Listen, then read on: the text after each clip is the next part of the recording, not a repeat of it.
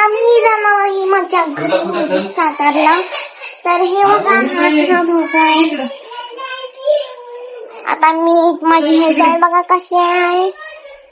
आता माझ्या मामीने हेअरस्टाईल केली. मामी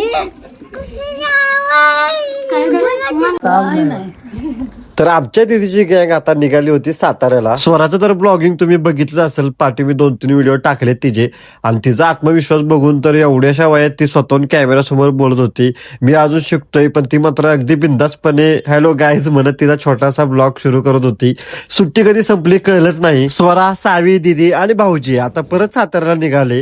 त्यांना सोडायला आम्ही सगळे गेलो. सावीचे छोटे छोटे रिॲक्शन आणि तिची मस्ती कॅमेऱ्यात कैद करत होतो, पण मन मात्र थोडंसं उदास झालं होतं. या काही दिवसात सावीने सगळ्या घराला जिवंत करून टाकलं होतं. तिची धावपळ, तिची मस्ती, सगळ्यांच्या मागे मागे फिरणे आणि सगळ्यांनी तिच्या मागे फिरणं, घरात सतत गोंधळ आणि आनंदच होता. दुसरं म्हणजे आम्ही सुद्धा आज मुंबईला जाणार होतो, मी आणि आदिती. पण निघण्याआधी आपल्या ग्रामदेवताचं ज्योतिबाचं दर्शन घेतलं, देवाच्या चरणी नतमस्तक होऊन पुढच्या प्रवासासाठी आशीर्वाद घेतला आणि मनातलं एकच वेगळं समाधान मिळालं. दर्शन झाले आणि मग परतीच्या प्रवासाला सुरुवात झाली. गावाला टाटा बाय बाय करत आम्ही पुन्हा एकदा मुंबईच्या दिशेने निघालो. काही आठवणी मनात येऊन, काही व्हिडिओ कॅमेऱ्यात कैद करून मी पुन्हा लवकरच गावाला येईल असं आपलं म्हणत आम्ही निघालो मुंबईला. तर भेटूया उद्याच्या ब्लॉग मध्ये. Bye bye.